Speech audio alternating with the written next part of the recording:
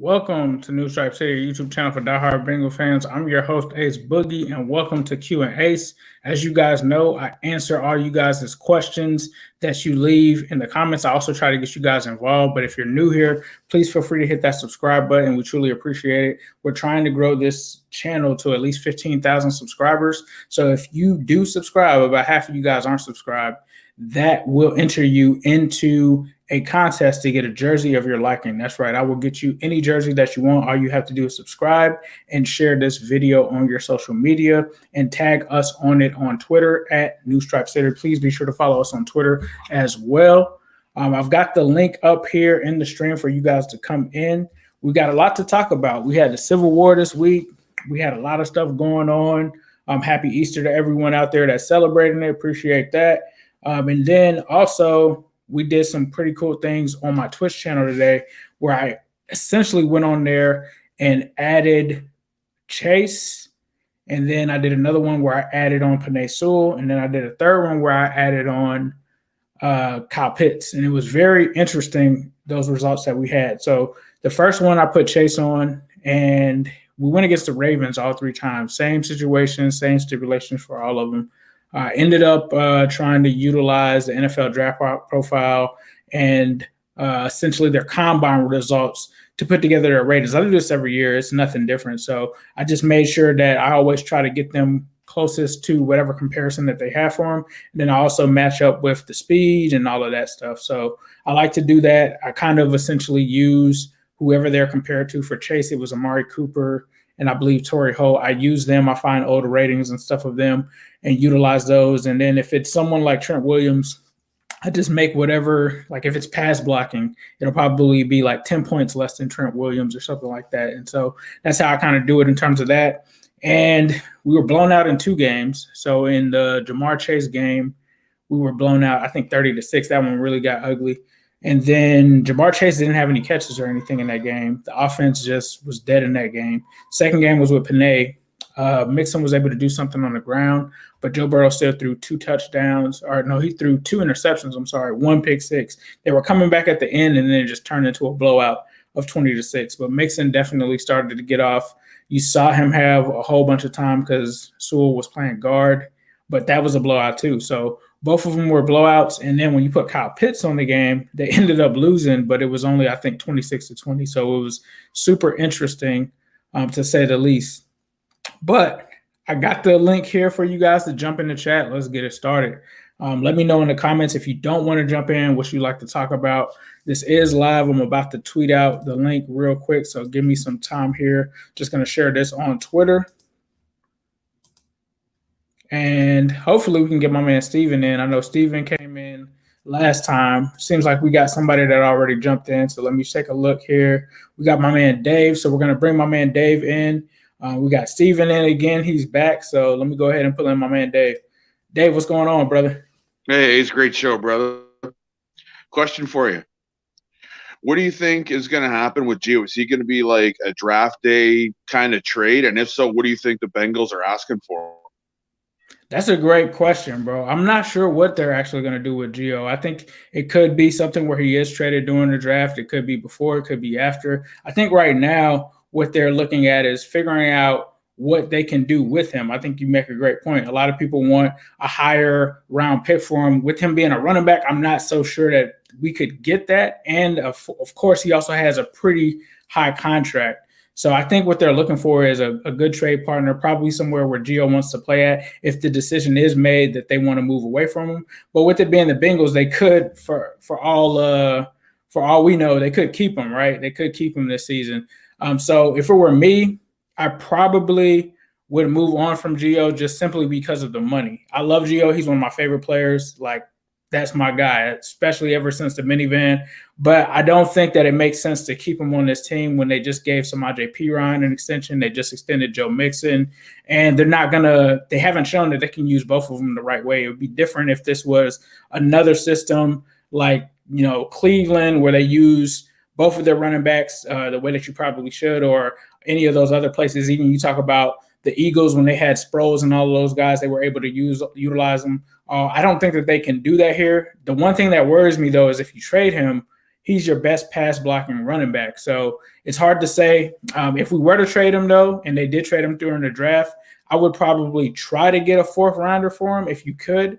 If not, I'd take a fifth and try to take that salary that he has there and probably try to use that on a guy like a Trey Turner after the draft, if he's still there, to try to bring him in and try to booster up that line. Or if you could trade Gio for a guard or a tackle, if somebody's willing to do that. I don't think it's realistic, but if someone were, I'd be like, here, you guys take Gio, we'll take that guard or that lineman. So I think either of those ways I would do it, brother.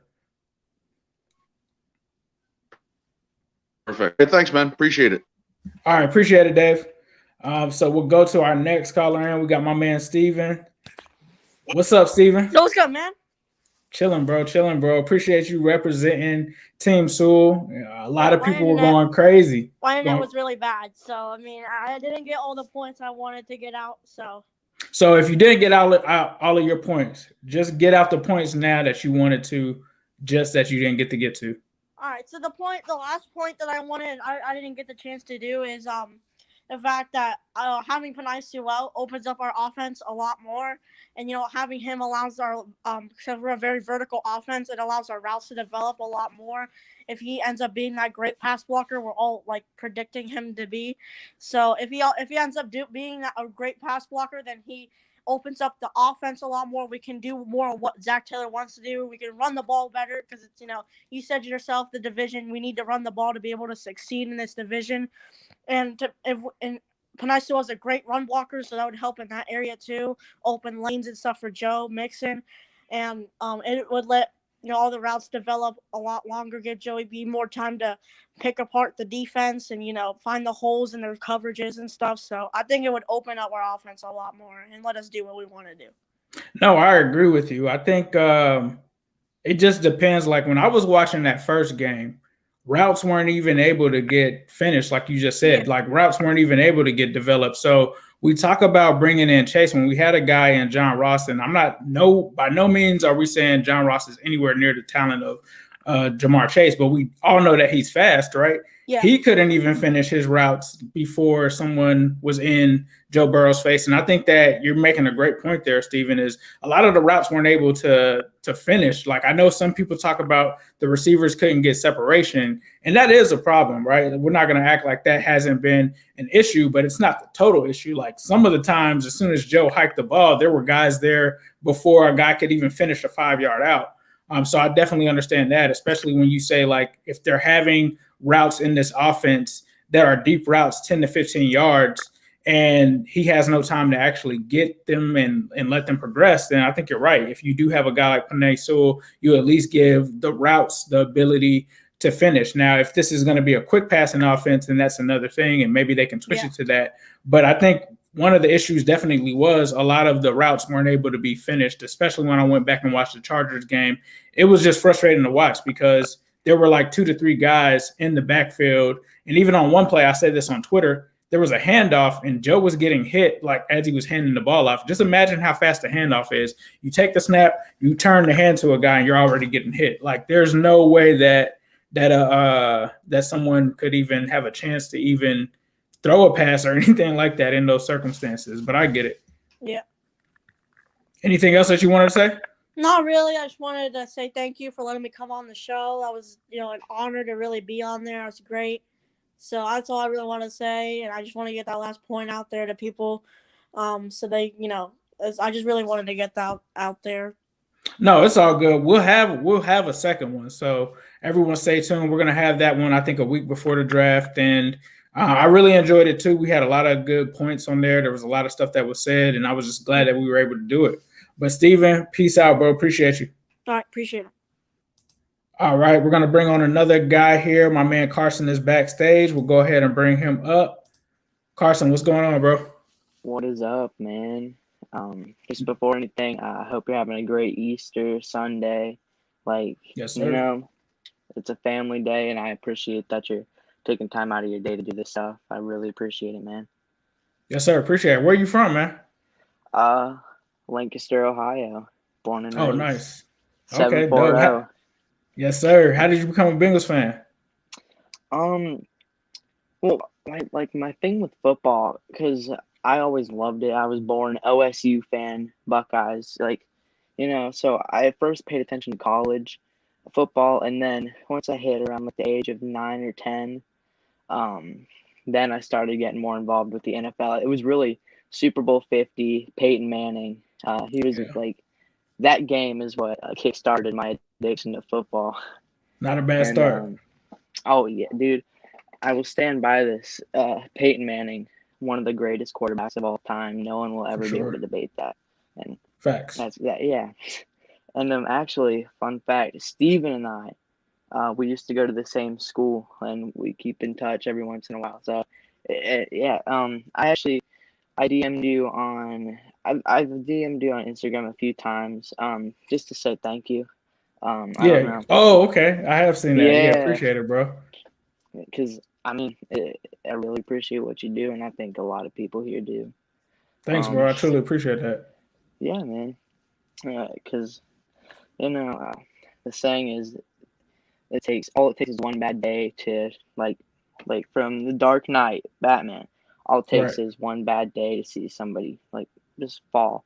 So I try and make people positive and happy and like keep that going. But back to football. Let's get it. Yeah. So my main question is what do you think the standard is for Zac Taylor this season? If he doesn't reach that mark, do you think he is going to get fired, or you think we're going to try and make a new contract for him? Because personally, I like Zac Taylor, but just the results the last few seasons, and I know he doesn't have complete control over that because it's a team game. Whoa. It's you're good. a team game, and there's only so much you can do as a coach. I think for me, I see Zac Taylor. My standards are a little bit lower than other people, and it's not where. So like when I said this, I think on Twitter, I think I was like, I'm expecting 7-9 this season, and a lot of that was just from after I was on the AFC North Talk show. It was the first time that I ever had to watch the rest of the division and their games and our games in an entire season.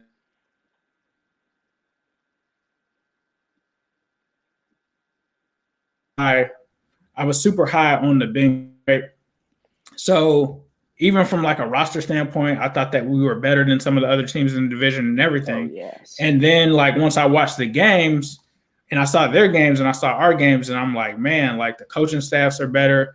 The rosters are better. And these were things that I didn't want to admit. I even like went out on a limb on that show, and I was like, I feel like Carlos Dunlap, Carl Lawson, Sam Hubbard, all of these guys together makes our edge rushers better than Cleveland. It just won Myles Garrett. Yeah. And they ragged on me for that. And I really at the time felt that because I was like, okay, there's not much of a gap between Carlos Dunlap and Myles Garrett. Now, I'm not saying that he is Myles Garrett, but I just didn't think Carlos coming off of last season that it was just this super wide margin, especially when you throw in Carl Lawson, Sam Hubbard, and those guys. I kind of felt like that evened it out. But then you see Myles Garrett is just a freak of nature. Like he doesn't have anyone helping him, and he's still able to go out there and do that stuff. So for me, when I saw that, I looked at where we were at stacked against the division, and then I just looked at the rest of the NFL. You got to realize the AFC in general is very strong, and they have a lot of young quarterbacks, and some of the most talented quarterbacks are in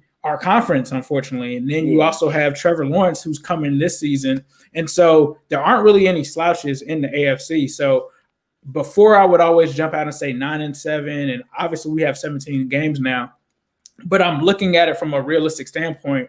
And this was a team that had to go from one coaching staff to the next. So he had to get rid of the Marvin guys and get his guys. We're starting new systems on offense and defense. We just had a rookie, Joe Burrow, who just got here. We're rebuilding the offensive line. It's too much for me to go out on a limb right now and expect Zach to go out and win 10 games. And that's just me. Like some people are like, oh, they're doing all of these things in free agency, that your bar is kind of low. It's not that it's low. I'm just trying to be more realistic. Like with them getting this new system with these new guys that are getting comfortable with it, it's going to take some time. Like they're not just going to immediately go to the playoffs the next season. So for me, I think that mark for me is at least 7 to 8 games. I think is doable. I think with this team, now that he has his stamp on this team, a lot of those voices from the Marvin Lewis era are out of there. The players are out of there. And I love those guys. I love Gino. I love AJ. I love all of those, Carlos, all of those guys. Yeah. But it just wasn't working. And even when you talk William Jackson III,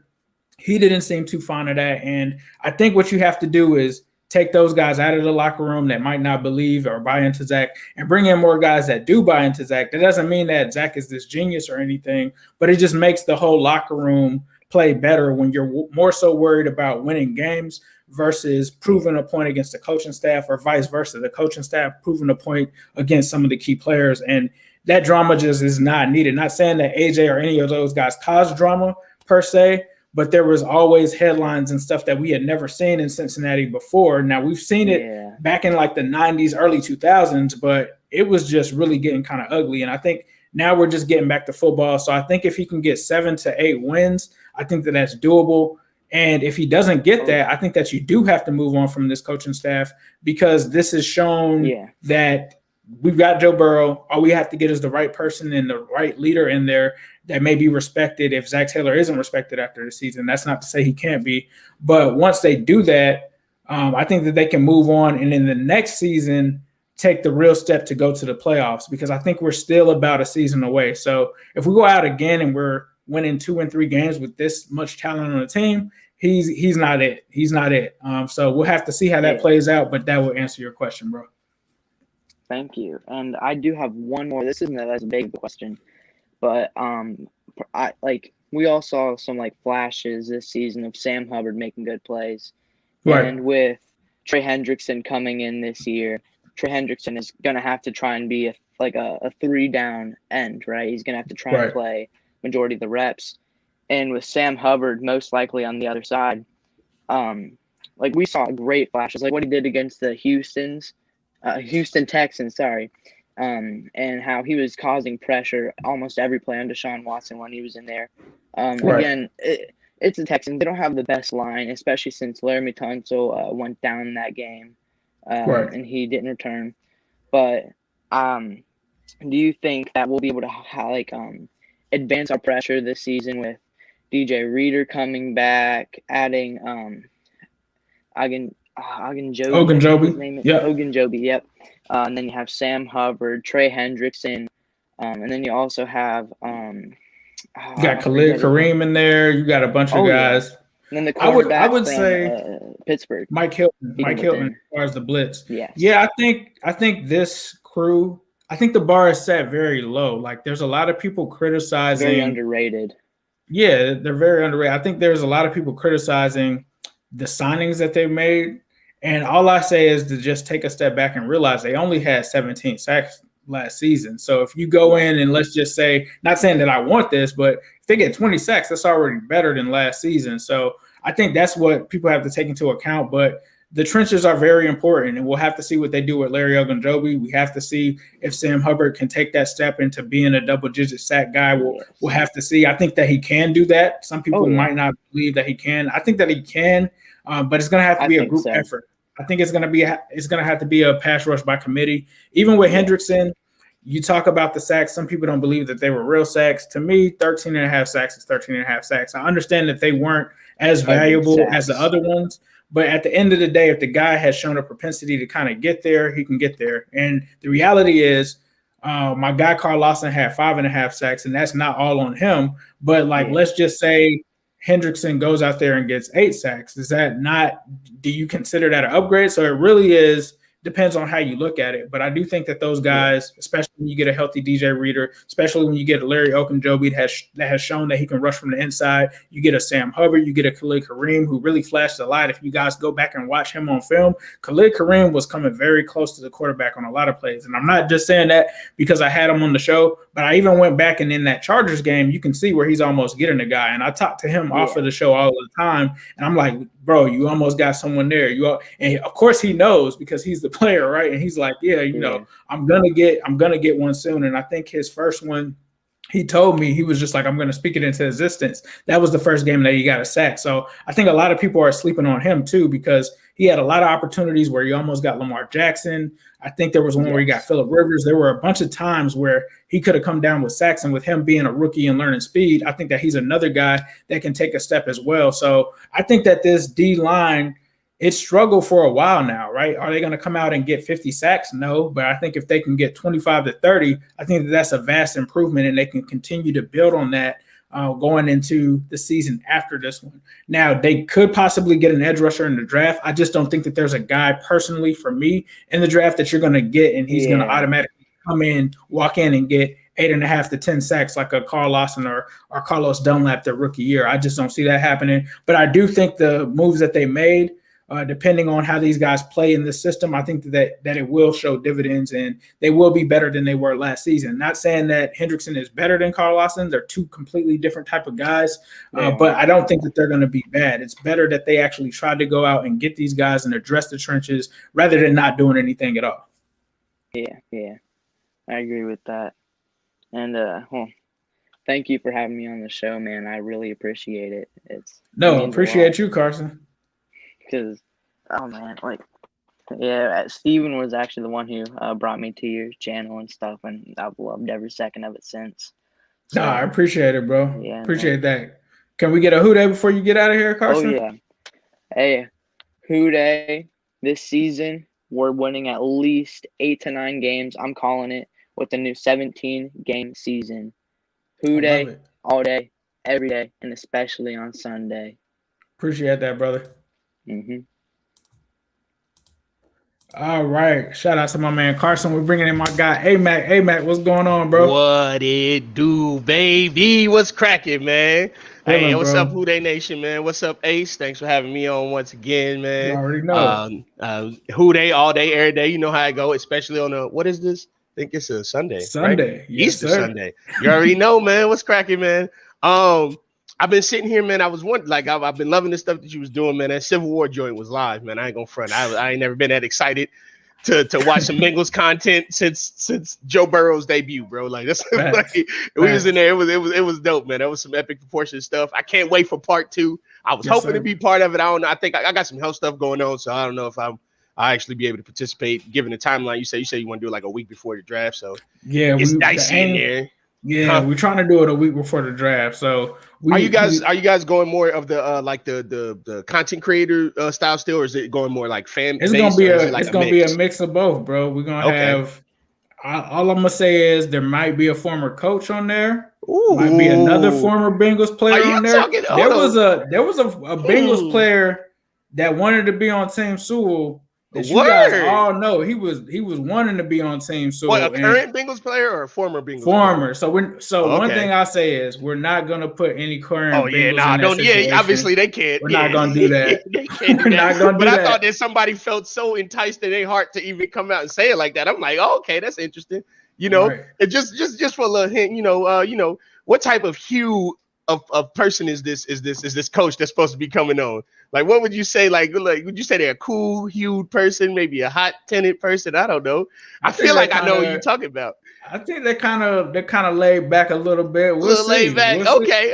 Still straight to the point. Clearly knowledgeable about the receiver position and just the Bengals in general. So we'll have for sure. Yeah, I feel like I'm picking up what you're putting down. But just in case I ain't able to participate in that, I wanted to come in and I wanted to get your feel on a couple different takes I had. It's funny because the little homie Steven kind of hit on it a little bit.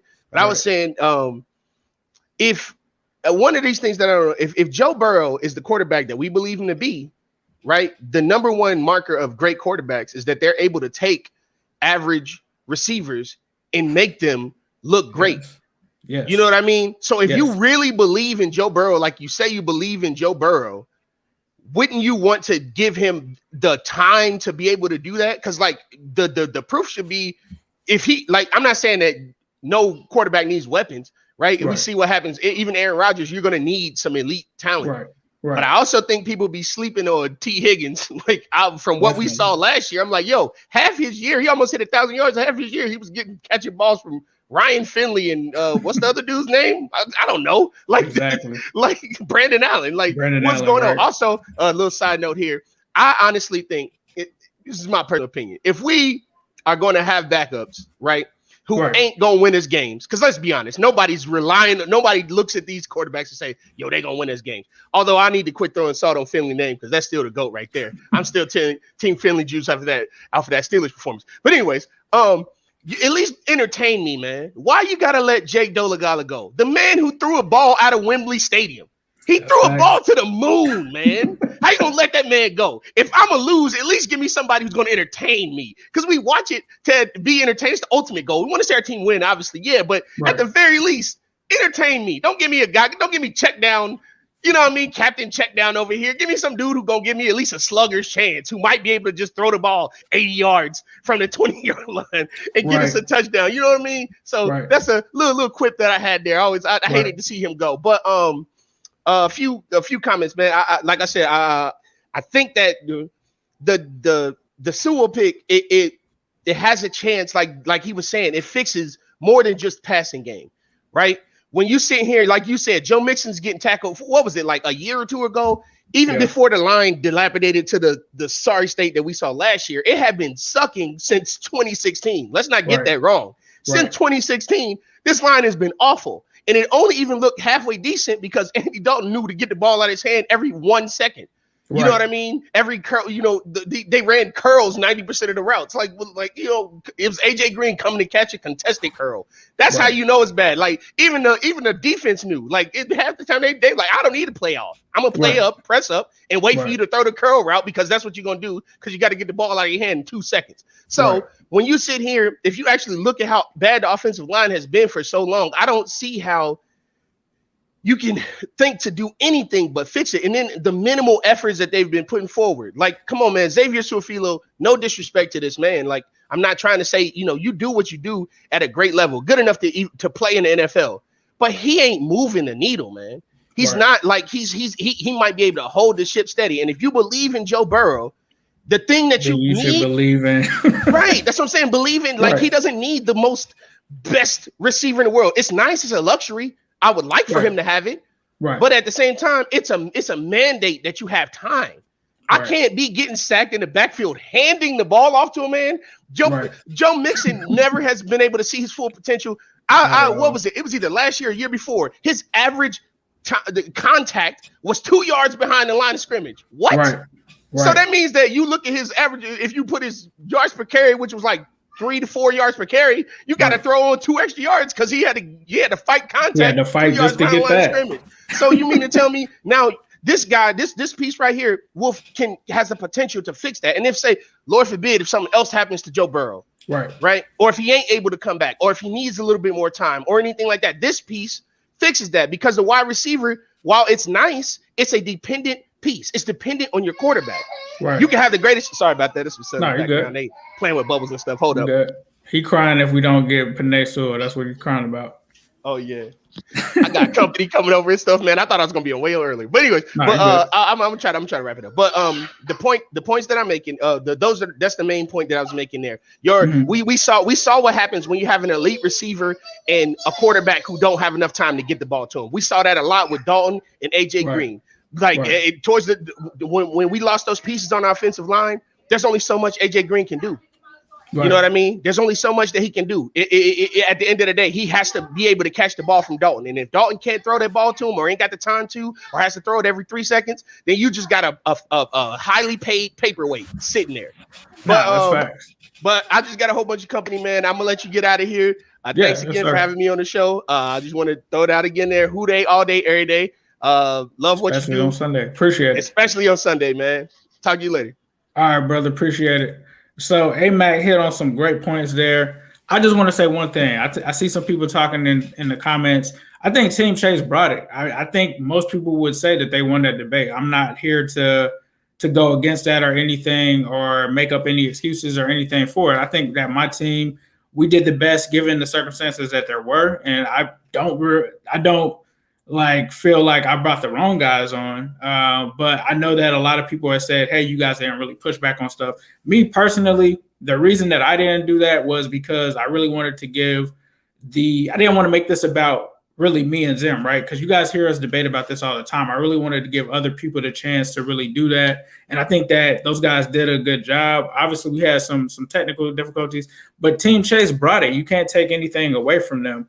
But if you guys want what I really felt about some of the things that they were saying, I think Jake hit on this too, is they made it seem like no one knows whether or not Penei Sewell is a sure thing. And that's far away from the truth. Everybody knows that Penei Sewell is essentially the best offensive tackle in this class. And not only is he one of the best offensive tackles, he's like a generational tackle. Like there's not a Penei Sewell in every single draft class. So to make it seem like Penei Sewell and Jonah Williams are like the same guy is not the thing. And obviously we also were doing this on a day when Chase was having his pro day. So it's hard to go up against that. I mean, the guy went out and ran a 4.3. He did his thing. He was a beast. But we saw on Friday that Penei Sewell is exactly who we thought he was. There's not another 6'4", 6'5" guy that's 331 pounds that can run as fast as him, that's as nasty as him, or even comes close to being in the realm of him. You're talking about the guy that's potentially the best offensive line prospect since Quentin Nelson. So don't get it twisted. Penei Sewell isn't just an average guy, and that's one of the reasons that a lot of people are fighting for him. I think the other thing is, at the end of the day, there's three guys in my head. There's Penei Sewell, there's Kyle Pitts, and there's Jamar Chase. I don't think you can go wrong with either one of them. My argument simply is I don't think that the guy that you're going to get in the second round has the ceiling of a Penei Sewell. I can sleep good at night if you pick Penei Sewell. I know that he's going to allow Joe Burrow to get the ball out and do what AMAC is saying that he can do. And that's why I honestly don't feel like we need an elite receiver because we already have an elite quarterback in Joe Burrow. And as he said, and I'll say the same thing, the elite guys get production out of anyone. You talk about Phillip Rivers. For years, he had his number one receivers go down, and he was still out there throwing for 500 yards with Desmond Arushu. Or you even talk about Peyton Manning when he had the guys after Reggie Wayne and Marvin Harrison were gone. Those guys were still putting up numbers, and I think that's what a good quarterback can do, and that's what Joe Burrow is going to do. And then it's almost like he said as well, you already have T. Higgins, and you also have Tyler Boyd. So you got two guys that could be 1,000-yard receivers, and Joe Burrow almost threw for 4,000 yards last year with these guys. And if you really want to stack it up to that point, if you go back to last season, right, what were we all saying about this wide receiver core? It's the number one wide receiver core in the league. Even Zim was saying that. He was saying that this is the number one top 5 wide receiver core in the league. We had AJ Green. We had Tyler Boyd. We had T. Higgins. T. Higgins at one point wasn't even starting. We had Auden Tate, who in a year, 2 years ago, was a 600-yard receiver, but apparently everyone forgot that. He had more yards than Juju Smith-Schuster, but that's neither here nor there. They didn't have bad receivers last year. The issue was that Joe Burrow could not get the ball out. You go back and watch the first game, it wasn't about receivers getting separation or any of that. It was about 3 guys being in the backfield right in his face as soon as it happened.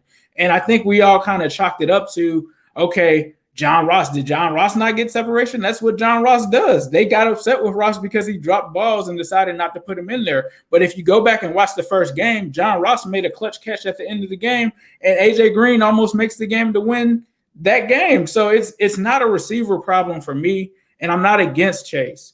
But the thing is, the issue has been Joe Burrow has never had time to get the ball out. And I went and watched Christian Darrisaw earlier today. I was excited to watch him because a lot of the guys in here were saying, wait till you see Darrisaw. Darrisaw was not good, bro. Like, from what I watched, he took a lot of plays off. He was lazy. I almost want to call him Darrisloth. Like, he was not – like, I wouldn't be thrilled if we got Chase and we got Darrisaw in the second. Now, I'm not saying that speaks to the rest of the guys, but when you're getting a guy like Penei, like, those guys don't grow on trees. You got to remember, a lot of us didn't even think we were going to have a chance to get Penei after that Texans game. When we won that game, we thought that the Penei thing was over. And so for me, you're getting a guy in Penei that's 20 years old that you're going to be able to have for the next 15 years.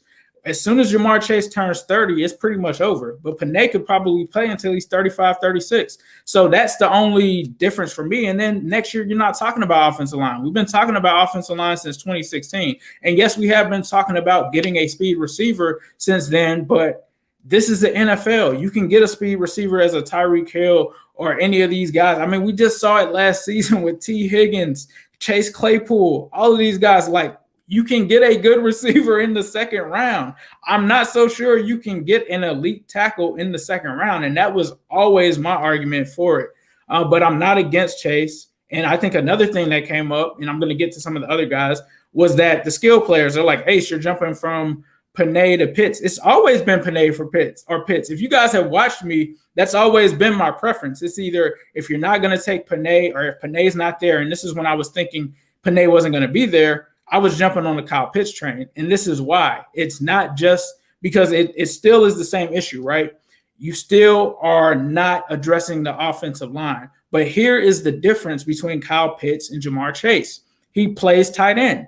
If you line him up at tight end, there is no way that other teams can blitz linebackers like the Ravens did against us when we completely got destroyed by not even their pass rush, their blitzing linebackers. When you do that with a guy like Pitts, you can't do that because the first person that Joe's going to have to throw to is Kyle Pitts. And that's why it will make other defenses not be able to off rip, not blitz their linebackers. They can't do that. Now, when you have Chase, he's going to be on the outside. So he's not going to be lined up at tight end or anything like that. And some people say you could do that without and take. That's true. But Kyle Pitts is just a monster. He's 6'6", 240 pounds and runs a 4.4. And he's going to also line up against guys in the division that won't be able to guard him. There's no linebacker in this division that can guard him. The linebackers in the AFC North are trash now. This is no cap. Go look at all of them. They're pretty much trash now. The best one is probably in Pittsburgh. So when you talk about that, I think we have this whole thing that there's going to be some Ray Lewis or something in Baltimore, and that doesn't exist anymore. They struggle against guys like Kyle Pitts and stuff like that. So if you're trying to get a matchup or mismatch for your matchup, that guy is Kyle Pitts, and he can do a lot of different things and help Joe Burrow. And what do we call the tight end? It's the quarterback's safety blanket. Like, that's what helps him against the blitz and stuff like that. So when we talk about skill positions, that's why we go with him. And then you also talk about the rest of this division. I'm not saying that the rest of the division rules it, but if you do get Chase, just realize that he's going to have to go up against Denzel Ward. He's going to have to go up against Marlon Humphrey. So if you're expecting him to go out and have 120-yard games, that's just not going to happen. I'm not saying that he's going to get completely shut down, but if you're expecting him to just run past an all-pro and Marlon Humphrey for like 2 or 3 touchdowns, that's not happening. And that's just my point and where I was coming from with that. I'm not against Chase, but I just hope that if we do take Chase, that this is a team that has not done well with picking any lineman. When you talk about they wanted Frank Ragnow, they didn't take him. Someone else took him, and they ended up with Billy Price. Don't Billy Price yourself into that something like that in the second round because you're not going to have your pick like you think it is. Yes, you may have options, but if I'm picking from all great value options and I don't have a Publix or a Walmart or a Target tackle there, you're going to get a great value return on that. And that means that, yes, there's going to be some plays where they are able to protect Joe. There's going to be other plays where he's going to get hit. And that's the only reason that I bring that up. So while I'm talking here, I'm going to go ahead and bring in Nandan. I just wanted to say that I know you guys didn't really get to hear my side. I'll try to do more talking in the Civil War too, but at the same time, I was trying to run the show, bring people in, bring people out. Team Chase made a great case. You can't argue against some of the stuff that they said. We could have pushed back against a lot of the stuff they said. I didn't think that they really gave Panay Sewell fair credit in terms of how good he is as a prospect. And I understand that. Like, I feel like Blake Jewell tried to make a point of that, but I can get why people were like, you guys didn't push back. But Nandan, Nandan, what's going on, bro? Good. Hey, man, I'm good, man. You made some good points there. When you brought up about how our team just terrible with linemen, it made me think about Marshall Newhouse and Russell Bodine, and when we had bro, it's been bad. Like, so here's another thing. People are like, oh, we have Frank Pollock, and I love Frank Pollock, right? Yeah. Frank Pollock did his thing in 2017, but you got to realize the issues now are at guard. Those weren't issues back in 2017. You had Clint Bowling. Clint Bowling is amazing compared to some of the guys that we have right now at guard. So I think a lot of people need to also take that into account as well as, yes, we can have him here, but Frank Pollock himself isn't going to magically make the guard position for the Bengals, which was the weakest part of the line, and how Joe Burrow got injured just magically better. And I think, I haven't looked at it, But another thing someone told me is, how did the Jets line do last year? Now, obviously, they took Mekhi Becton, but who on that line was the Jets line so amazing if the Jets were picking where they're picking, so that's another part of it as well. Yeah, that's true, man. But you made some good points, and I got two questions for you. The first one is, on your channel, a lot of times you do mock drafts, and you sometimes bring people in and you do mock drafts. So I made my own mock draft, and I would like you to rate it and tell me what you think. I took the best players available in each round. I didn't listen to our needs. I didn't, best player available. That's how I went. Gotcha. So pick 5, first round, Penei Sewell. Okay. It was Penei Sewell. We took him, and I bet we're going to take him in the real draft. It's all just smoke screens about. I mean, and Nandon, while you're saying that, think about who all was at Oregon's Pro Day. Everybody. Like Zac Taylor, Frank Pollock. I don't know for sure, but I don't think all of them were at Pitt's or Chase's Pro Day. I might be wrong. Yeah. But all of them on camera were at that Pro Day. And that's a safe pick too. Safe. It fills a need and it's best player available. So pick 38. We take Rondale Moore, wide receiver out of Purdue. Gotcha. So, all right. Third pick. Now, this guy's underrated. I think you might have heard of him. Cameron Sample, the edge rusher out of Tulane. He did awesome at the Senior Bowl. That guy was unblockable off the edge. Pick 111, Kendrick Green, guard out of Illinois. I watched some of his film. The dude's he's amazing. You can't he blocks perfectly well. He's good at run blocking and pass protection.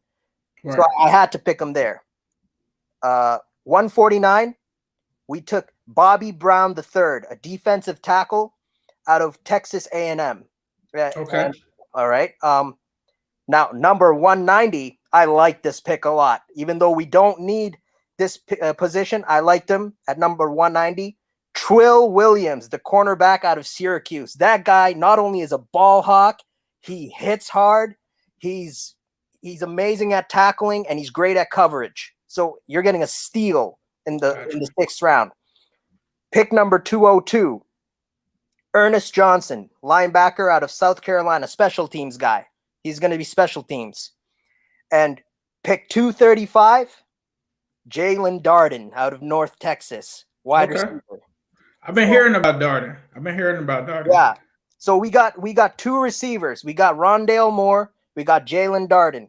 We got two linemen, Penei Sewell, which is, best tackle and in the whole draft. And we got Kendrick Green, a highly underrated guard. We got 2 people for the D linemen. We got Cameron Sample, who's pretty much he's like Myles Garrett, but he really is. When I see him play, he's like Myles Garrett. He's unblockable. He just gets past the tackle. And Bobby Brown III. I watched some of his film. He's all right. He's like a rotational tackle at best. Right. Trill Williams was my favorite pick besides Penei Sewell, because this guy was awesome. If you watch Trill Williams film, man, it's the dude, he's better than the corners we had starting. That's the way he was playing. He was getting picks. He's ripping balls out of running backs' hands and running it in. He's awesome. So what would you grade out of all the players I mentioned? What would you grade the mock draft that I had?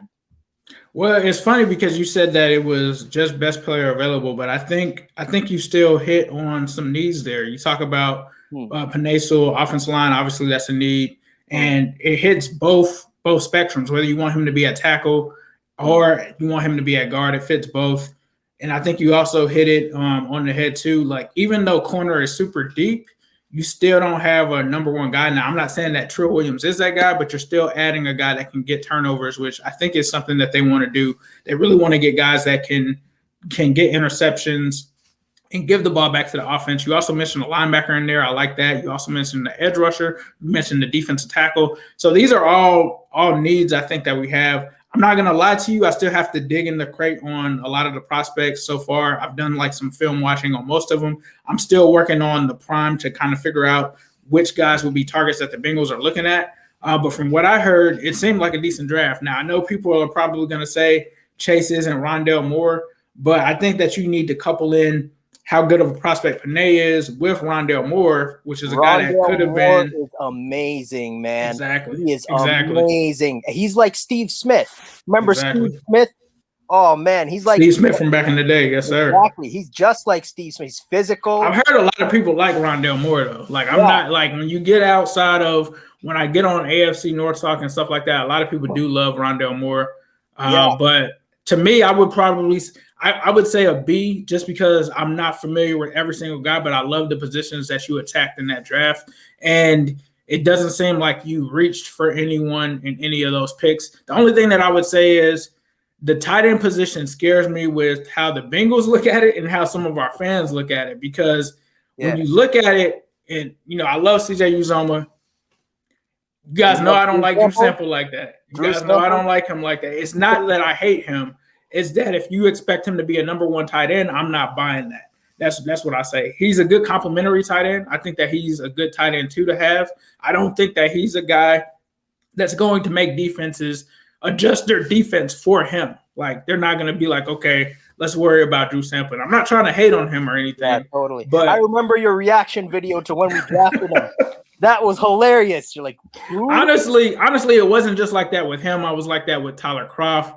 I was like that with a lot of guys. But he just isn't a guy that's going to put fear in the defense, I guess is what I can say. And he can prove me wrong. And if he does prove me wrong, I'll say it all day. I think even when he had a touchdown, I gave him some kudos. But he's just not going to bring the fear in the defense that other tight ends around this league do. When you talk about the Travis Kelce's, when you talk about the Darren Wallers, when you even talk about Gronk, even as an old Gronk, he's still out there making plays. And so when you look at the Bengals, they need something similar to Tyler Eifert. When you go back to 2015, a lot of people talk about what made them so successful. Tyler Eifert catching 15 touchdowns was a big reason that offense was on fire. When you talk about it, AJ Green was 1A. I think Tyler Eifert was 1B. And that was something that this division wasn't ready for. And when you look around, that's an X factor. So the tight end position scares me. I'm not mad at you because you didn't get Pitts. And so there wasn't probably a guy that you could say after that, unless you're looking at the guy from Miami or unless you're looking at the other tight end. He's got the last name that starts with an F. Forgive me, I can't remember his name. But those are really your three guys. Go ahead. Freiermuth or something. Freiermuth. Those are really your three guys. And to me, the guy out of all of them that is really going to make an impact, I think, is Pitts. So I'm not mad at you for not addressing it. I just wonder what the plan is because CJ Uzomah, whether you love him or not, he's coming off of an Achilles injury, and he's going into the last year of his contract. So literally, the Bengals don't have anyone signed after this year except Drew Sample. So Drew Sample is tight end 1 next season. So you got Joe Burrow, and the tight end is supposed to be the safety blanket. You got to have someone there that people can respect, and not saying people don't respect him, but you can depend on him to at least get 500 to 600 yards and like 6 to 8 touchdowns. And I don't think we have that there. So that's the only knock that I have on that. But I love the mock draft, and I truly appreciate it. Was there anything else that you wanted to talk about? Yeah, I had one last question. I had 2 questions, so this is my last one. Since we've had a terrible O-line since like 2016, our O-line's been terrible. There's no sugarcoating it. We've missed on a lot of draft picks, like Billy Price. He was all right once Frank Pollock came, but like afterwards he sort of fell off, and and other picks as well. But I want you to name me your top 5 worst O-linemen that we've had. Worst O-linemen that we've had. Yeah. All right. So, and this is since 2016 or just period? Period, man. Because we've had a lot. We have had a lot. So before I get into this, if you go back to 2017 and you watch some of my stuff from 2017, I was saying the same stuff that I'm saying now when it applied to John Ross as I'm saying to Chase. It doesn't matter if you have Randy Moss. Right. Your offensive line doesn't give your quarterback enough time to get it to him. That's correct. With first, I'm going to probably – so let me see. I got to man, this is tough. All right, so these are the people that come to mind, and I'm taking into account how bad they were, where we picked them at, and how their careers progressed. So I'm just gonna say some names first, and then I'm gonna put them in order. Yeah. Russell Bodon's in there. I mean, let's just be real. We traded up for him. He never lived up to the hype. Jake Fisher's in there. Sewell is in there. There was a guy that we picked from Arkansas. He was a guard. His name escapes me. I was excited about this guy when we drafted him, and he literally was like complete trash. What was this guy's name? Jonathan Louigs or something like that. I remember being excited about this guy, thinking that he was going to do something. He was trash. So let me see. I think that's at 4, right? Right. See, I'm way higher on Andre Smith than a lot of guys. I don't think Andre Smith was a bust. I think that he was one of the best tackles, right tackles, at least from that class. There were a lot of guys that were bust. Eugene Monroe, a lot of guys that were taken before him didn't even end up staying on their teams. Marshall Newhouse was a free agent signing, so he doesn't count as a draft pick. Let me see. Did I say Billy Price? Draft picks. It just did I say Billy Price? You didn't say Billy Price, no. Oh, just period? Oh, if we're talking about just period, Bobby Hart's in there for sure. Bobby Hart and Marshall Newhouse are in there. Bodon's in there. Cedric Ogbuehi's in there, and Jake Fisher's in there. Those are my 5. If I have to rank them in order, you guys are gonna be shocked about this. So number 5, I'm gonna go with Bodon. Okay. Number 4, I'm gonna go with. Let me see. You guys are testing my memory now. All right, number 4, I'm gonna go with. I want to say Bobby Hart, but that seems too low. Let me think about this. Number 4. So I said. You said Bodine. Bodine. Yeah. Who else did I say other than that? I know I said Jake Fisher. I know I said Sewell. I know I said Bobby Hart. There was someone else. Andre Smith, you were talking about. Nah. Andre Smith isn't. I like Andre Smith. Okay. Andre Smith isn't a bust to me. Marshall Newhouse. All right. 4 is Marshall Newhouse. Right. 3rd is Bobby Hart. He's a legend. Second is Cedric Ogbuehi. And 1st is Jake Fisher. Because you got to remember, Jake Fisher was not only trash, he lost weight and became like a fullback. He was so bad that they turned him from an offensive lineman into like a fullback or a tight end or H-back. I don't know what it was. And then I don't even think he's in the league anymore. So for me, I think Jake Fisher, ironically, is actually the worst of them. Could you imagine if we had your top 5 worst linemen as our starting line? Oh, God. Could you imagine that? Like, wasn't there a time when we had like Jake Fisher, Cedric Ogbuehi, and like Russell Bodine all on the same line? Wasn't there a time when we had them all? I don't know if they all played at one time, but to say something, in 2017, I saw it coming, right? And that's what I was worried about. You're going to have Sewell playing left tackle. He was playing right tackle. We already saw how bad he was. We saw Jake Fisher wasn't it. And in their defense, the offensive line was bad with Zeitler and Witt that year. A lot of people forget that. In 2016, they were still bad. And so for me, I wanted Ryan Ramczyk or Cam Robinson, and I was like, look, it doesn't matter who you have at receiver. If these guys can't get through their progressions, it's not going to matter. And I remember people were like, no, it's not going to matter. We got John Ross and this and that. And it was – I don't like to be right about these things, but we're still here 3 years later, still recovering from it. And unfortunately, that's where we're at. Yeah, but you know what, though? One thing you got to give credit to Zac Taylor for, he picked some good linemen in the draft. He picked Jonah Williams. Jonah Williams is better than all those guys that we said that were terrible. Jonah Williams was a good pick. He picked that Hakeem Adeniji. That's a sleeper, underrated tackle prospect right there. He played well when he came in and filled in for Jonah. Right.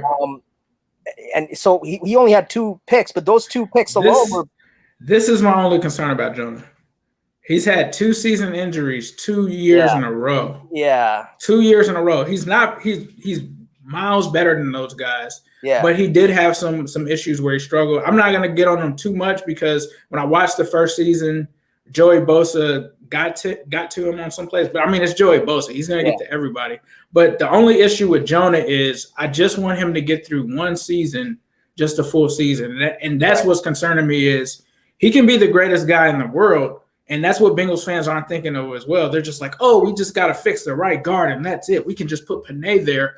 But you have to look at it from the reality of if Jonah hasn't finished 2 seasons back-to-back, what makes you think that he's going to finish a third? You're literally a Jonah Williams injury away from throwing Fred Johnson back over there or someone like that. And that's what makes it so important that you take Panay, because if you do that and you're expecting this second-round guard that wasn't good enough to be drafted in the first round as a tackle to all of a sudden move out to tackle after Jonah's got an injury, well, then you're in trouble. But if I have Panay, I'm good because I can throw Panay out there and I can put anybody else, whether it's Xavier Su'a-Filo, whether it's Billy Price, I can slide them into guard and feel comfortable of Panay being there and Riley Reef being there. Yeah. And that's my only issue with Jonah is to make him as notable as you want to in this offense, but know that he hasn't shown the durability is somewhat concerning to me. And the fact that they won't even be willing to like move him around, and I get it, right? But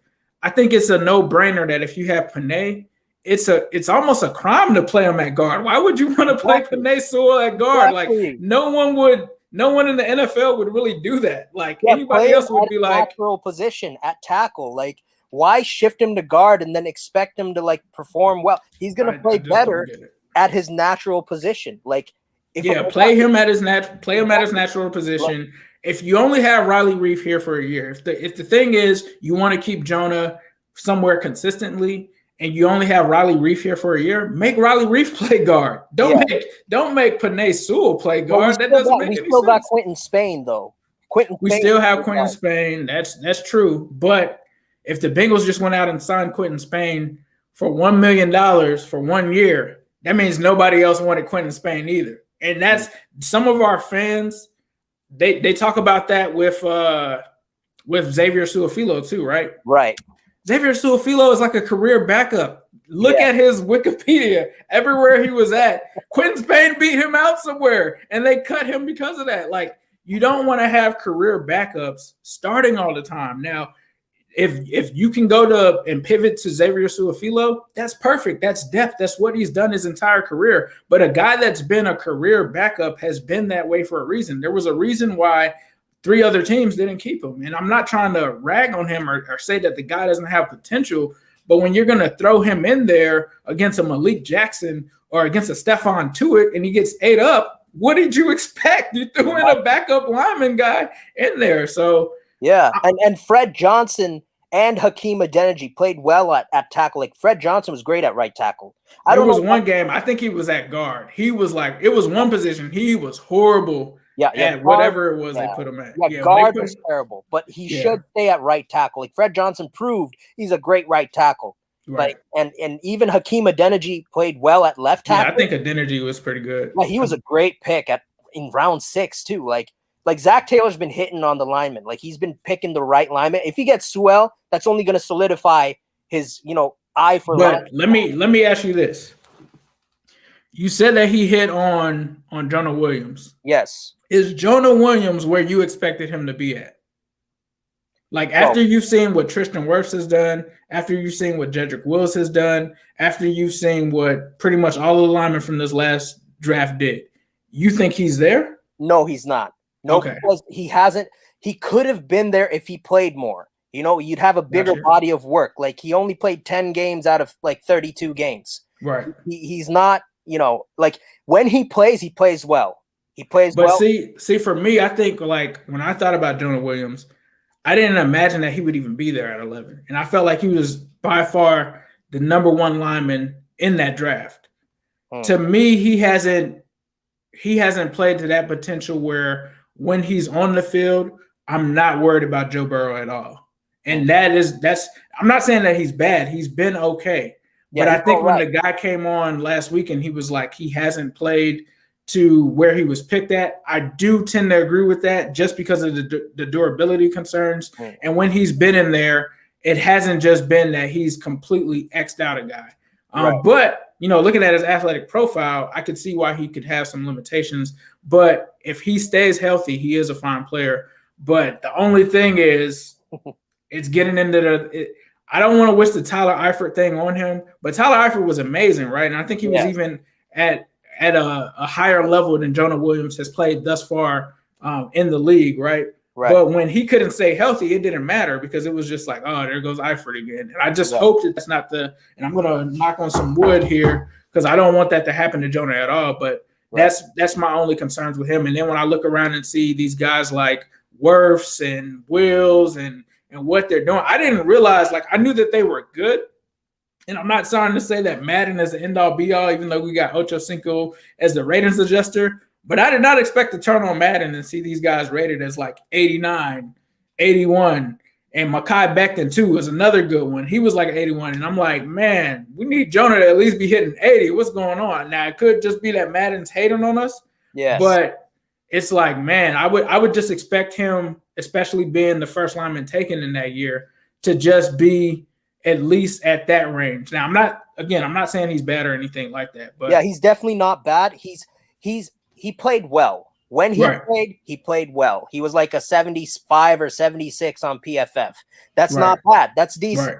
But with Penei, I feel he's going to be the lineman that exceeds those expectations. I'm just predicting it because you don't get that much hype put on you, and you don't, like, there has to be a reason for it. Like, obviously he played in like a weaker conference in college, but he might just be a big fish in a small pond. That's the way. That's it. So when people focus on that, Penei could have played in the SEC. Let's just be real about it. Like, if you go back and watch the guys where he was recruited by and stuff like that, and I tend to, the reason that I'm focusing on this is because everyone talks about he didn't play in this conference and this and that. I keep saying this again. The guy that's supposed to be the number one edge rusher for the next draft class, he practiced against that guy every single day. So that's a guy that goes to Oregon. They practice together all the time. As they pointed out, he did go against Auburn and this and that. And I think the struggling is overblown because to me, and maybe it's because I see this through Bobby Hart tinted glasses, I think we all know what it looks like for linemen to struggle, right? That's when we see them give up sacks and stuff like that. He didn't give up a sack in that game. So, like, to me, that's not struggling for. And maybe my stuff is that low that I'm not going to look at pressures and stuff like that. But if somebody didn't sack you and they're saying that you're good after the fact, and this guy just got picked in the second round, the other guy went in the first round and he played well and decent against them and he held up, that's not struggling to me. But the other thing I'm going to say is this. He's big on family because I did all my research on this guy. He's huge on family. His family lives on the West Coast. Some guys just stay and go to colleges so that their family can actually come and see them play. Like, we had Khalid Kareem here around this time last year, and we asked him, like, why did you pick Notre Dame over Alabama? He could have he had an offer from literally everyone. He could have went there, and he was like, if I go to Notre Dame, I'm going to get a great education, and it's right nearby Michigan. Like, my parents and all of them can come down and see me. And you got to understand, part of that is in the equation with these guys on where they choose to go to school. So, yes, you could say he didn't go against Chase Young or something like that, but I don't think that that's going to be an issue. And for me, it's not everyone that played in the SEC is good. Cedric Ogbuehi played in the SEC. Was he good? No, that didn't matter. He was trash. So, honestly, for me, I get it. It's a fair thing, but it would be different if he wasn't going against a guy that's supposed to get taken in the top 10 next year every single day. I'd rather have Penei struggle, but keep the end away from Joe Burrow. He's struggling, but he's not allowing sacks. Yeah, as long as you're not touching Joe Burrow, that's not struggling to me. That's not struggling to me. Yeah, if I don't care about the PFF scores. If they rank him, he's a 30 because he's like struggling. I don't care. He kept him away from Burrow. He kept him away. Bobby Hart gave up 10 sacks. That's Bobby struggling. Hart just let him walk. That's struggling. Like, you could walk past Bobby Hart the way he was letting them go. But I'll be honest. In defense of him, because I just don't want to rag on him. Yeah, he did get better last season compared to the season before. Yeah, I was going to say Bobby Hart played really well last season, and like it was honestly his best season. Right. But I think the fans were just fed up. Like 3 years of all the bad O-line play, it's just got them fed up.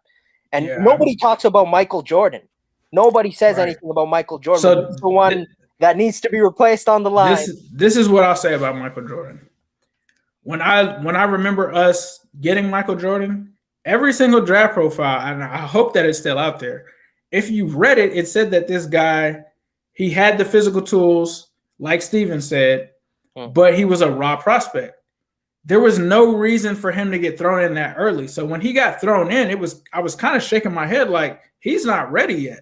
And some guys are ready to step in day one, like your Penei Sewells. And there's other guys, which are some of the guys that might be in the second or third round, that are not ready to immediately step into that role, and they don't have the and I'm not saying that he hasn't learned the offense or anything, but you got to think about that. There's other factors at play. Some guys might not be able to pick up the offense that fast, so that's why they're not in the game. Some guys have to learn the position and get on their technique. And he was always a guy that was a developmental guy. So it was weird when they had him in there for me the year before.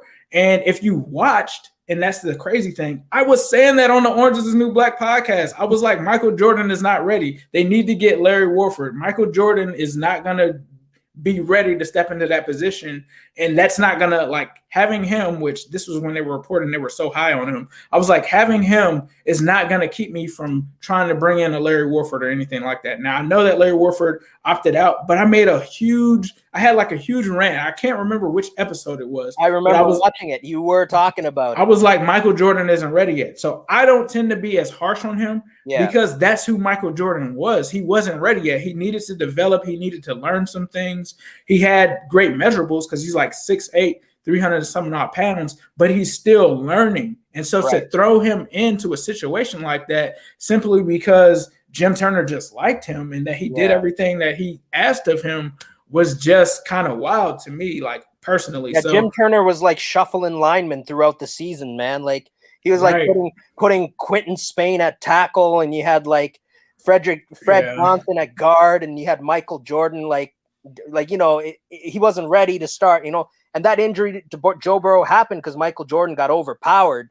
And he got overpowered against another guy that I wanted back then too, and Jonathan Allen. And Jonathan Allen is a stud. I mean, you're taking a guy that is not ready yet, and you're throwing him into the fire against one of the best D lines in football. Like, what did you expect? Like, that's not on him per se. That's on the coach for wanting to put him in that position just because he might have not have liked another player who played the same position to put him in there. So that to me was more of a Jim Turner thing versus it being a Michael Jordan thing. Like if you're Michael Jordan, just think about if you're in Michael Jordan's footsteps, right? And you get put in, you're not going to say, no, keep me on the bench because I want some other guy to play. But in the back of your head, you're not really a full finalized product. So to throw him in there right then and there just wasn't right to me because he just wasn't ready from just anything that I read about Michael Jordan. And I loved the pick at the time, but I knew that it was a guy that we had to develop, and he had to get through a couple of years before coming out and starting against a defensive line like that. So that's the only reason that I'm kind on him, because he's not a guy like Jonah Williams or Penei Sewell where he should be ready by day one, right? He's not a guy like Billy Price that you drafted that you wanted to put out there in day one. And Billy Price, he's even going through some things because of this coaching staff not wanting to put him in and stuff like that. So a lot of these things that we go at these guys about, some of it isn't really even their fault. They just are put in bad situations. And then when stuff goes bad, instead of going at the coaching staff about it, we go at the players. But you have to sometimes take a look at the entire situation about what's going on. It doesn't make sense that this guy was started over this guy. Why would they do that? So for me, that's the only reason that I don't go as hard on Michael Jordan. And I am privy to some of the stuff like about that. So that's why I'm more I'm not just ripping him and like jumping on here and just going off, because I just knew that my expectations for Michael Jordan on where he was in year 2 and where he should have been in that situation just did not align at all. Right.